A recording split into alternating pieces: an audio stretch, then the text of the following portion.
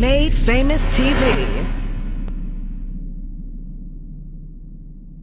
Hey, what's up? It's E-Wall. Y'all can follow me on Instagram and Twitter at TheReal3_Wall. And just a little peek on the inside of my life. First thing first, it can get worse before it get better. Dripping on these hoes like a faucet, I make them wetter. I'm the really that what they told me, I ain't have to tell them. Certified everywhere I go, got these niggas jealous.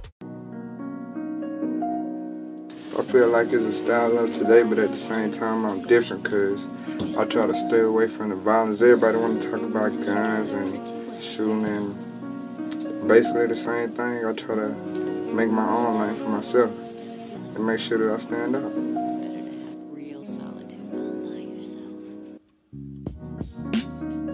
Well, my name is Wallace, aka E-Wall. You know, I'm from a small city from Mississippi called Quitman.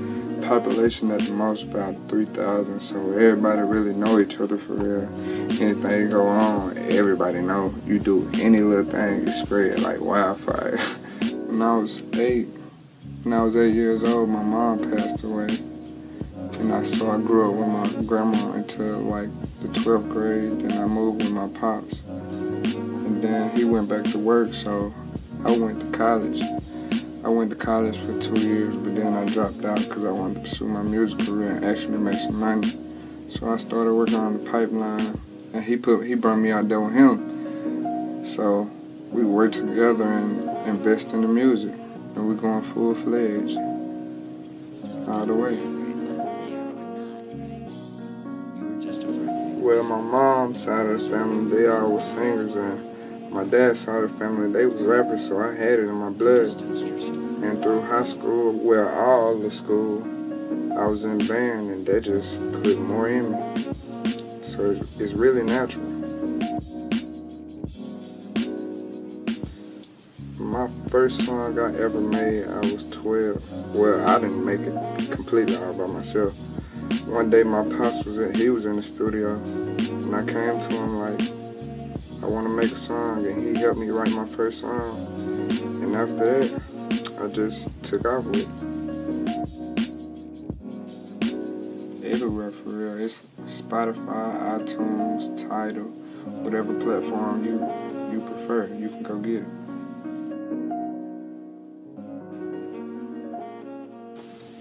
My lyrics, every song I write comes with vibes. Like, however I'm feeling at the time, that's what I'm gonna write about.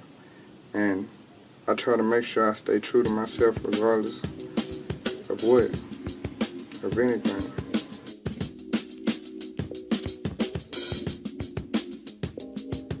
When I first started rapping, like, when I first started actually taking it serious, kinda sorta in high school, that's when like Chief Keef was coming out, and I really tried to follow in that trend, but now I try to be a trendsetter and start my own way, my own lane, so I can be different from anybody else, where you gotta respect it.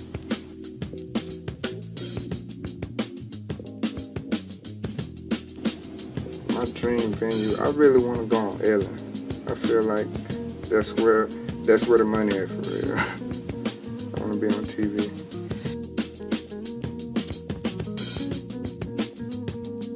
My bigger influences in the music industry, I say Future. Cause that's the only person I really listen to besides myself. Like, yeah, I say Future, cause his style is out this world, and I feel like my music is out this world. I try to actually talk about something and keep it positive, regardless of what, regardless of anything.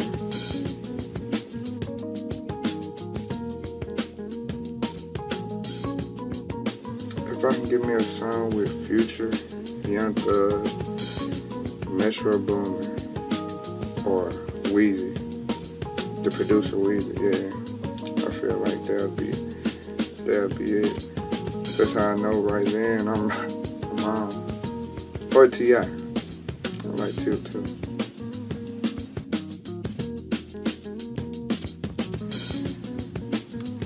Me and my cousin, Young Tony, we had to do a show in Atlanta,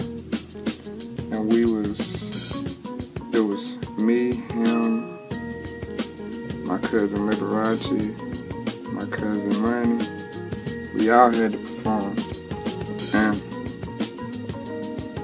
when we went on stage, it was like everybody before us, the crowd was just chilling, like they weren't doing nothing. But when we went on stage, everybody turned up, like everybody jumping. And I felt, that's like the first time I got the taste of how it's really gonna be for real. And from then on, like I knew what I want to do. There's no more playing.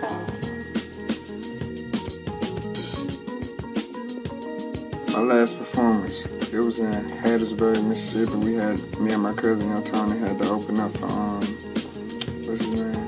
The next 2 times, yeah. And it was, they had, I wanna say, they had like a blood day or something like that. So everybody there was in red, and we was gonna say, I just happened to have some red on. But when we went on stage, we performing like they wasn't doing that. They were just looking. But it turned out after the show, everybody came up to us. They were like, they fuck with it, so that was that.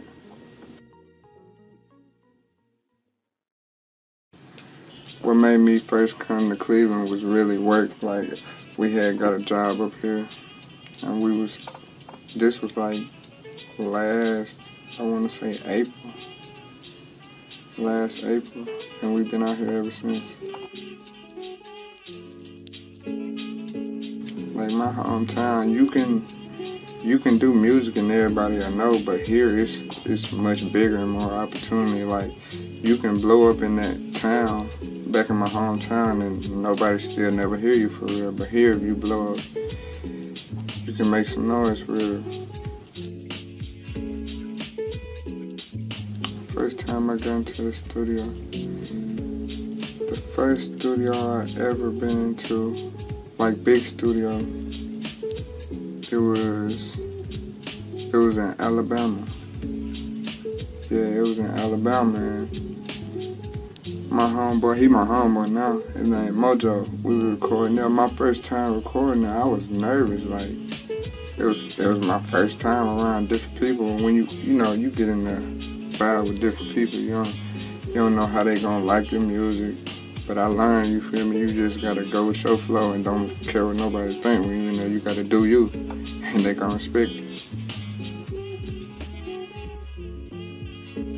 Coming up in Milwaukee, Wisconsin, I got a show on March 31st, and I gotta go against some people, but I feel like it's gonna be easy for real. I ain't even trying to be cocky or nothing, but it's gonna, yeah. Most of the time I write. Sometimes I come in the studio and just punch in. But most of the time it depends on the instrumental and how I'm feeling that day. Like if I feel like I need to sink into that beat more, I'll write it. And when I write, I'll take like 3 to 4 days for real, because I like to, get in deep, get in depth with it.